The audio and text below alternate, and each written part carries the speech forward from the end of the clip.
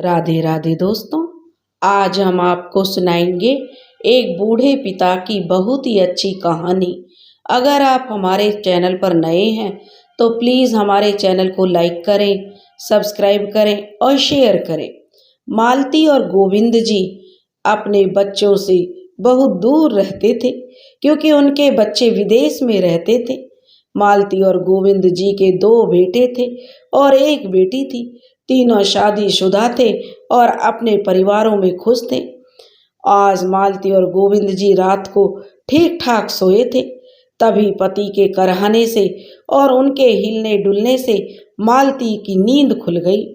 हाथ बढ़ाकर मालती ने टेबल लैंप को जलाया और नजर उसकी घड़ी पर पड़ी तो रात के 3:30 बजे थे। मालती ने देखा तो गोविंद जी हाथों से अपने सीने को दबाए बार बार होठ भींचते हुए छटपटा रहे थे और शरीर पसीने से भीगा हुआ था। मालती घबरा कर पूछने लगी, जी बहुत दर्द है क्या? तो उत्तर में गोविंद जी ने बस हाँ में सिर हिला दिया। मालती ने तुरंत ही अपने जो पड़ोसी थे और अभिन्न मित्र थे, जो उनके फैमिली डॉक्टर अवस्थी को फ़ोन किया, जो 4 घर की दूरी पर रहते थे। वे डॉक्टर अवस्थी तुरंत ही अपनी पत्नी कमला के साथ दौड़ कर आए और गोविंद जी को देखकर उनको अटेंड करने लगे और अपनी पत्नी को जो बोले कि पास के ही अस्पताल में एम्बुलेंस के लिए फ़ोन कर दे।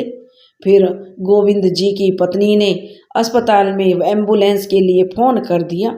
उस अस्पताल के जो वरिष्ठ हृदय रोग विशेषज्ञ को फ़ोन करवाया और डॉक्टर अवस्थी जी जो स्वयं एक अच्छे फिजिशियन थे, उस अस्पताल के विजिटिंग डॉक्टर भी थे। मन ही मन सब स्थिति की गंभीरता को डॉक्टर अवस्थी समझ रहे थे, लेकिन एक दूसरे को हिम्मत रखने के लिए कह रहे थे। जल्दी ही एम्बुलेंस आ पहुंची और जल्दी जल्दी गोविंद जी को एम्बुलेंस में डाला गया और अस्पताल लेकर चल पड़े। वहाँ सब तैयारी हो चुकी थी। उनको आईसीयू में ले गए और उपचार की प्रक्रिया शुरू कर दी गई।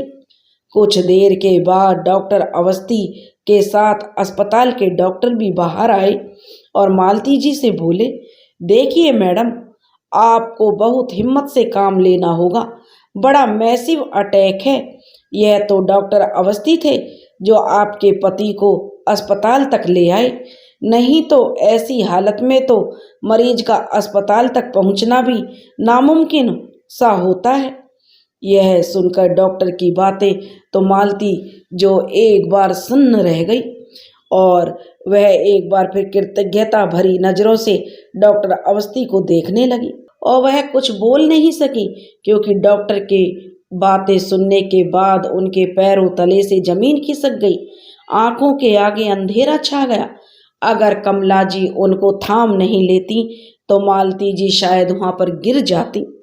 डॉक्टर अवस्थी जल्दी से जाकर पानी लेकर आए और थोड़ा पानी पीने के बाद मालती जी कुछ संभली तो डॉक्टर ने आगे कहा, देखिए मैडम, आपको धीरज रखना होगा। अगले 72 घंटे बहुत भारी हैं। यह समय ठीक ठाक निकल जाए तो कुछ आशा हो सकती है, नहीं तो कुछ भी हो सकता है। आप अपने बच्चों को बुला लीजिए और भी किसी को खबर देनी हो तो दे दीजिए। मालती जी कुछ नहीं बोल सकी। चुपचाप अपने पर्स में से एक छोटी सी डायरी निकाली जिसमें कुछ जरूरी फ़ोन नंबर लिखे हुए थे। वह माँ जो डॉक्टर अवस्थी को दे दी। डॉक्टर अवस्थी जो अस्पताल के गेट के पास के पीसीओ से फ़ोन करने चले गए। कमला जी उनके पास बैठकर धीरे धीरे जो मालती की पीठ पर हाथ फेर रही थी। किसी को भी बोलने के लिए शब्द नहीं सूझ रहे थे। डॉक्टर अवस्थी ने सबसे पहले जो मालती जी के बड़े बेटे आकाश को फ़ोन किया, जो टोरंटो में एक जनरल स्टोर चलाता था। और जब अवस्थी जी ने उनके पिता के बारे में जो आकाश को बताया तो यह सुनकर वह बहुत दुखी हुआ और बोला, अंकल, यहाँ भी बड़ी समस्या है। मेरी बेटी के कॉलेज की परीक्षा चल रही है और मेरे बेटे के पैर में भी फ्रैक्चर हुआ है और स्टोर में जो हेल्पर है वह भी छुट्टी पर गई है। लेकिन अंकल जी आप चिंता ना करें, मैं बहुत जल्दी कुछ व्यवस्था करके पहली फ्लाइट से ही आ जाऊंगा। उसके बाद डॉक्टर अवस्थी ने जो मालती और गोविंद जी के दूसरे बेटे अंबर को दुबई में फ़ोन किया। दुबई में फ़ोन उनकी पत्नी कामनी ने उठाया और कामनी ने बताया जो कि अंबर तो ऑफिस के काम से शहर से बाहर गए हैं, परंतु अंकल जी आप चिंता ना करें, मैं अभी उनको फ़ोन करती हूँ और जैसे ही वो आएंगे हम भी जो इंडिया के लिए निकल पड़ेंगे। तीसरा फ़ोन डॉक्टर अवस्थी ने सुदूर दक्षिण भारत में रह रही मालती जी और गोविंद जी की बेटी रेखा को किया। फ़ोन उसकी सास ने उठाया और इस समय फ़ोन देख करने वाले पर वह झुंझला उठी कि यह कोई समय है फ़ोन करने का। तब मिस्टर अवस्थी बोले, देखिए मुझे रेखा से बात करनी है। तो रेखा की सास बोली कि अभी उससे बात नहीं हो सकती क्योंकि अभी रेखा सो रही है। डॉक्टर अवस्थी बोले कि जी कोई बात नहीं, मैं जो आपको बता रहा हूँ आप जो रेखा को बता देना। और उन्होंने सारी बात रेखा की सास को बताई। रेखा की सास की खींच तो कुछ कम नहीं हुई, लेकिन तलखी जो आवाज़ में थी वह थोड़ी कम हो गई। वह रेखा की सास मिस्टर अवस्थी से कहने लगी, देखिए हमें भी दुख हुआ है यह जानकर, लेकिन रेखा की भी तबीयत कुछ ढीली रहती है, अभी जगाना ठीक नहीं होगा। और मिस्टर अवस्थी ने पूछा, क्या हुआ है रेखा बिटिया को? तो उसकी सास कहने लगी, अरे घबराने की कोई बात नहीं है, रेखा माँ बनने वाली है और मेरा बेटा अनिल तो कंपनी के काम से विदेश गया है, रेखा अकेली ही आ पाएगी, हम कल ही उसको भेजने का इंतजाम कर देते हैं। फ़ोन करके जब डॉक्टर अवस्थी आए तो देखा कि एक डॉक्टर मालती जी से बात कर रहा था। डॉक्टर मालती जी से कह रहा था, मैडम आपके पति का उपचार तो हो रहा है, आप में से कोई भी उनके पास नहीं जा सकता, तो अच्छा यही होगा कि आप घर चली जाएं, अगर ज़रूरत होगी तो हम आपको फ़ोन कर देंगे। डॉक्टर अवस्थी ने भी बताया कि मालती जी को कि मैंने सब बच्चों को फ़ोन कर दिया है, पर क्या बात हुई यह बात डॉक्टर अवस्थी ने मालती को नहीं बताई थी। आईसीयू के दरवाजे में लगे कांच से एक बार मालती ने गोविंद जी को देखा और फिर सब घर की ओर चल पड़े। मालती जी घर पहुंची तो उनका नौकर शंभू चाय बना कर ले आया। मालती ने थोड़ी सी चाय पीकर वह चुपचाप बैठ गई।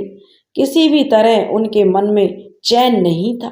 वह बस मन ही मन प्रार्थना कर रही थी, हे प्रभु 72 घंटे जल्दी से जल्दी बीत जाएं और जब मेरे बच्चे आए तो अपने पिता को अच्छी हालत में देखें।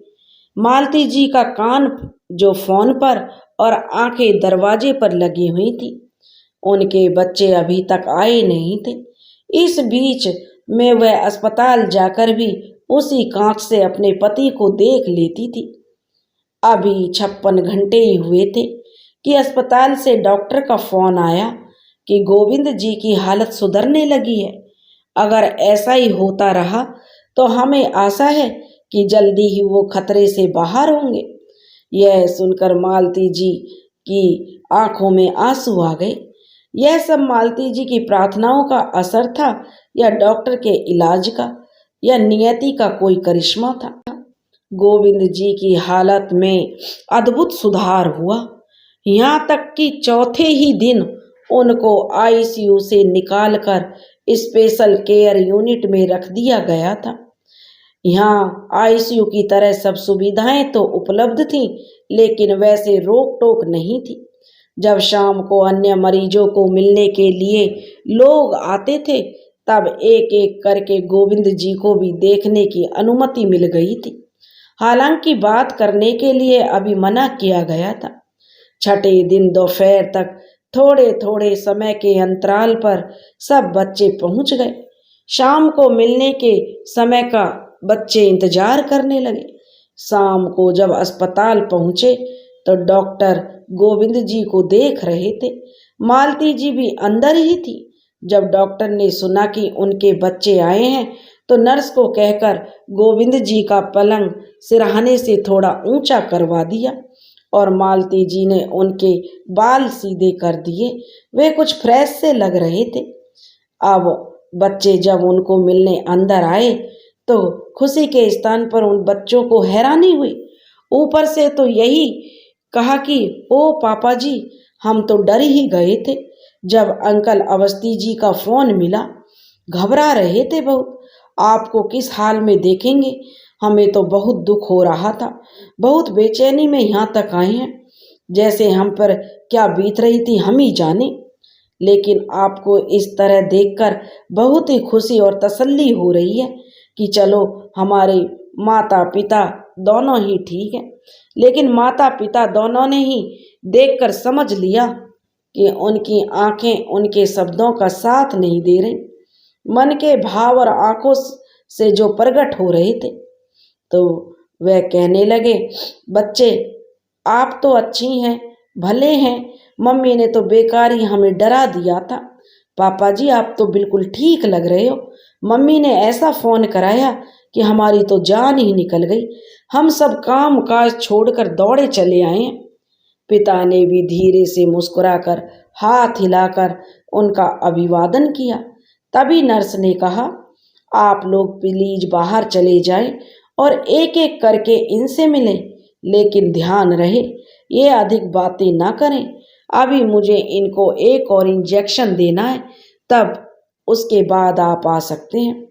मालती जी को छोड़कर सब बच्चे बाहर आ गए और वहीं पड़े एक बेंच पर बैठ गए। कामनी ने कुछ तीखी आवाज में कहा, यहाँ तो सब ठीक ठाक है।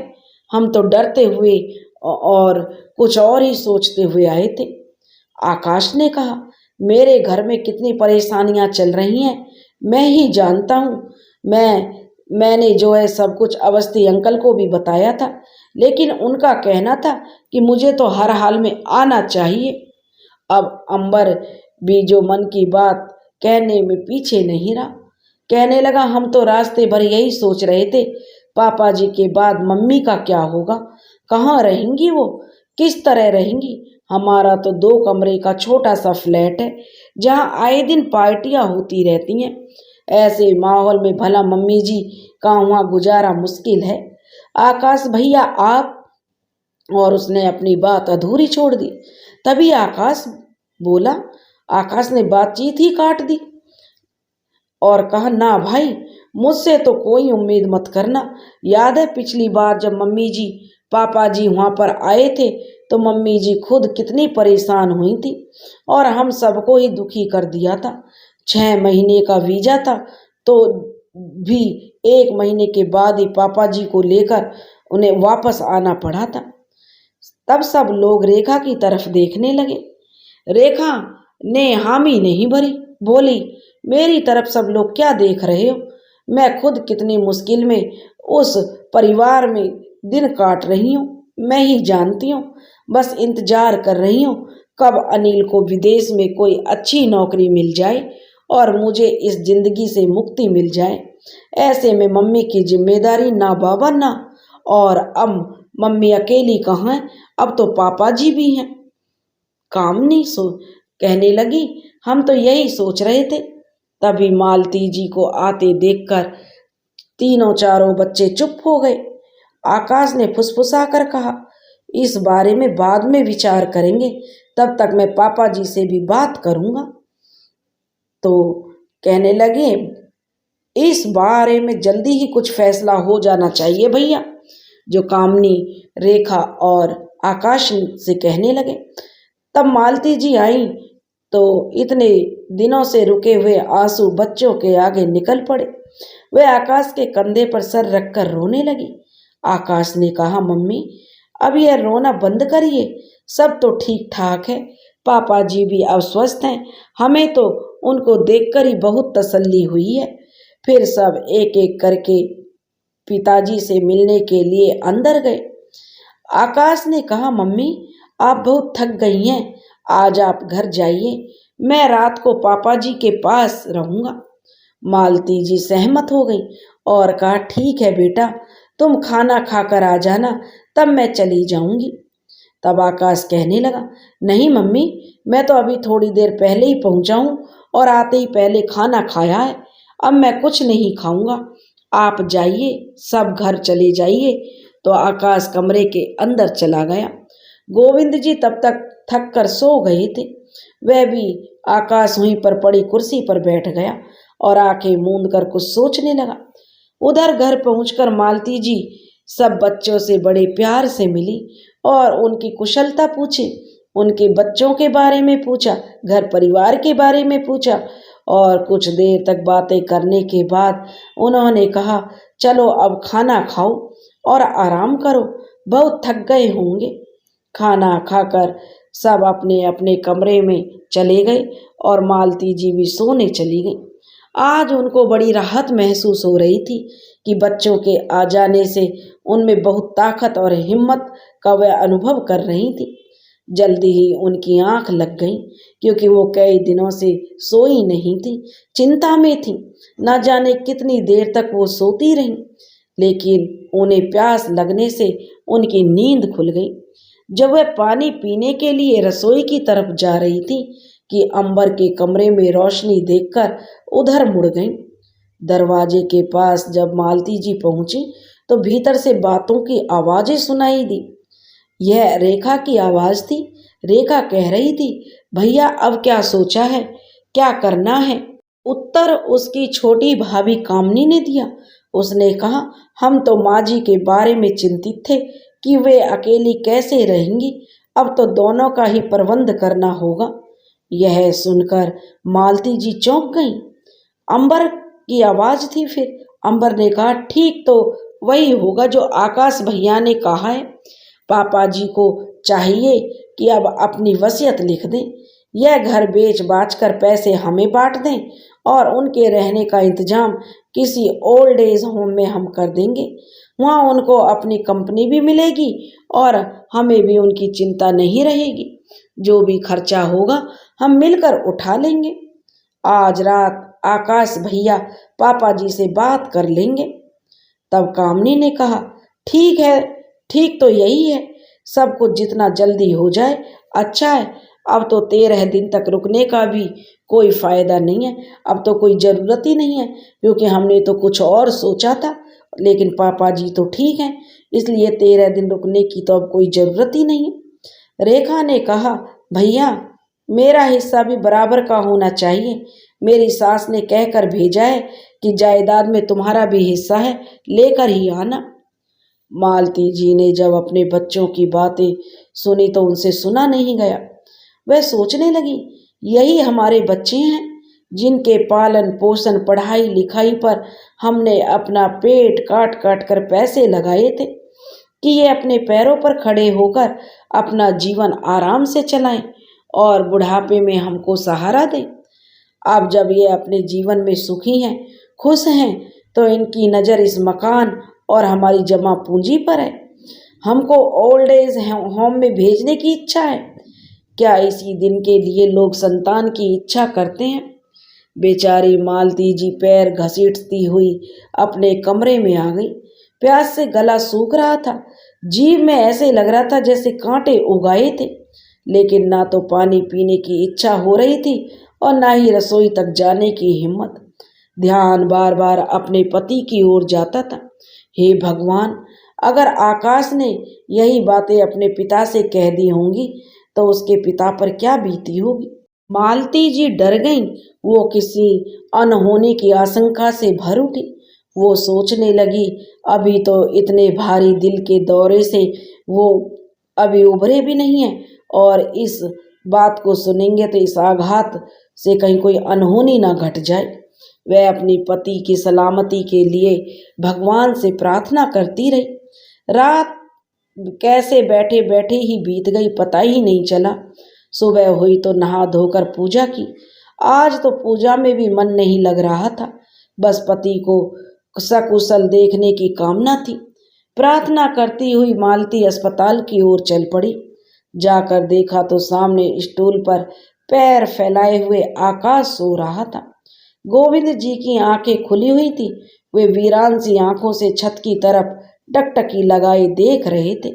मालती जी घबरा गई। यह देखकर वह धीरे धीरे से जो गोविंद जी के पास पहुंची और उनको छुआ तो वह चौंक पड़े। तब मालती ने कहा, क्या हुआ, इतनी जल्दी जाग गए? गोविंद जी बोले, जागा क्या, मुझे तो रात भर नींद ही नहीं आई। तो मालती जी कहने लगी, तो डॉक्टर से कोई दवाई क्यों नहीं ली, कोई दवाई ले लेते। तब गोविंद जी बोले, नहीं मालती, उसका कोई असर नहीं होता। मालती जी समझ गई कि यहाँ भी बेटे ने डंक मार दिया है। मालती बोली, चाय लाई हूँ, पियोगे? तब वह कहने लगी, अपने लिए भी लाई हो ना? गोविंद जी ने कहा। तो बोले, हाँ, आओ एक साथ पीते हैं। मालती जी ने 2 कपों में चाय डाली और सहारा देकर पति को उठाया।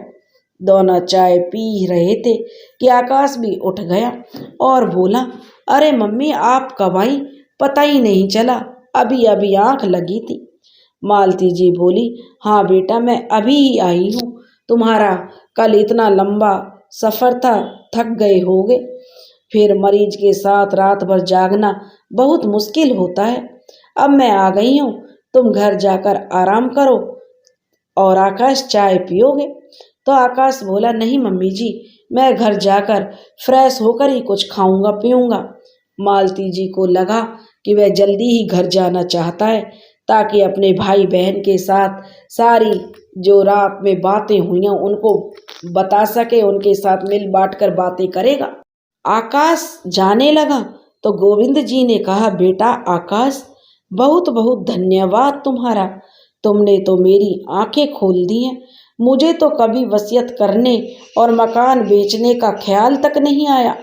आज डॉक्टर अवस्थी जी को कहना कि वकील को लेकर यहीं आ जाएं।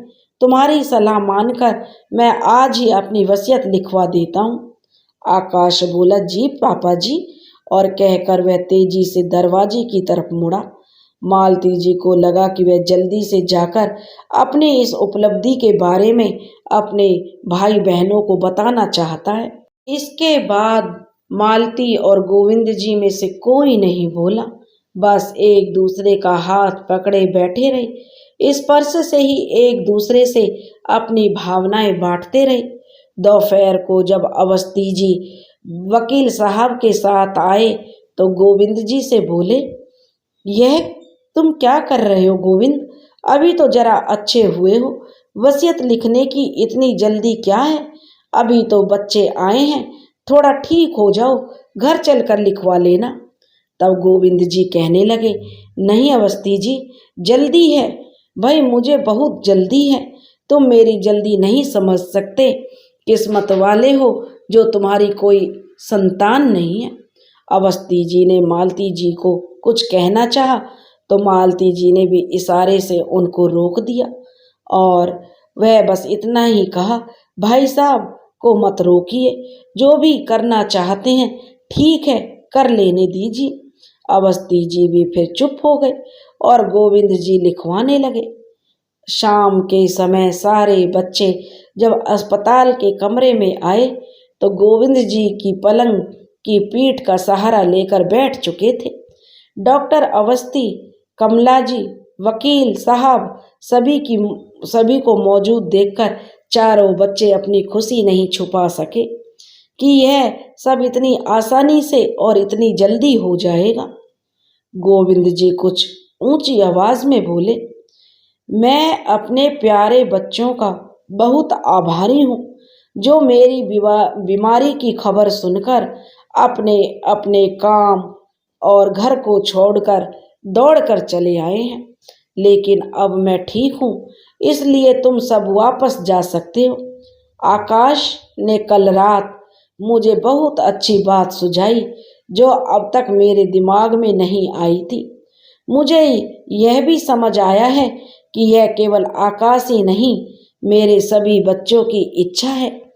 तो उनकी इस इच्छा और सलाह का मैं मान रखते हुए आज मैंने अपनी वसीयत लिखवा दी है। जिस पर मैंने गवाह के रूप में मेरे मित्र डॉक्टर अवस्थी और अस्पताल में मेरी देखभाल कर रहे डॉक्टर गुप्ता ने हस्ताक्षर कर दिए हैं। वकील साहब, आप इनको मेरी वसीयत सुना दें और तीनों बच्चों को एक एक कॉपी दे दें। कुछ उत्तेजना के कारण बोलने से और वे थक गए थे गोविंद जी, और उनकी सांस फूलने लगी थी। तभी डॉक्टर अवस्थी ने उनको लिटा दिया और मालती जी उनका माथा सहलाने लगी। वकील साहब वसीयत पढ़ने लगे। बच्चे सांस रोककर वसीयत सुनने लगे। वसीयत में लिखा था, मैं गोविंद लाल गुप्ता, सुपुत्र श्री दयाल गुप्ता, अपने पूरे होशो हवास में बिना किसी दबाव या प्रतिबंध के यह वसीयत लिख रहा हूँ। मेरी सारी धन संपत्ति मेरी स्वयं की अर्जित की हुई है। इस पर केवल और केवल मेरी पत्नी मालती गुप्ता का अधिकार है, जिन्होंने जीवन की इस लंबी यात्रा में सदा मेरा साथ निभाया है और प्रत्येक स्थिति में मेरी ताकत बनकर मुझे सहारा दिया है और संभाला है, और किसी का इस संपत्ति पर कोई अधिकार नहीं है, ना ही किसी का कोई हिस्सा है। अपने तीनों बच्चों का उनका हिस्सा मैं उनकी पढ़ाई लिखाई और शादियों में खर्च करके जेवर और घर बसाने के लिए जरूरी धन के रूप में दे चुका हूँ। अब मुझे उनको कुछ भी नहीं देना। रहा यह मकान, तो इसको मैंने और मेरी पत्नी ने बड़े अरमानों से बनवाया है, ठीक उसी तरह जैसे कोई पक्षी एक एक तिनका चुनकर अपना घोंसला बनाता है। इस पर अभी मेरा और मेरे बाद मेरी पत्नी का ही अधिकार होगा, लेकिन यह घर कभी नहीं बेचा जाएगा। हम इसको एक ओल्ड एज होम बनाएंगे, जिसमें वे वृद्ध रहेंगे जिन्हें उनके बच्चों को जिनकी जरूरत नहीं है, या जिनको अपने पास रखने की उनके बच्चों की इच्छा नहीं है। ना तो उन बच्चों के पास अपने बूढ़े माता पिता के लिए कोई समय है, ना ही जगह और पैसा है। वकील साहब ने पूरी वसीयत पर सुनाने के बाद जो एक एक कॉपी तीनों बच्चों को दे दी। अवस्थी जी, कमला जी और वकील साहब एक साथ कमरे से निकल गए। बच्चों के चेहरे का रंग उड़ गया था कि ये पिताजी ने वसीयत में क्या लिख दिया। उनको समझ ही नहीं आ रहा था कि करें तो क्या करें और कहें तो क्या कहें। गोविंद जी उनकी तरफ पीठ फेर कर लेट गए और मालती जी उनके सिराने खड़ी थी। अंबर, आकाश और रेखा अपनी माँ मालती जी को कुछ कहने को उनकी तरफ बढ़े तो मालती जी ने कहा, बेटा आपको देर हो रही है, अब जाओ। हारे हुए जुआरी की तरह चारों अपने पैर घसीटते हुए बाहर निकल गए और चल पड़े उस मकान की ओर जिसे अभी अभी उनके पिता ने ओल्ड एज होम की संज्ञा दी थी।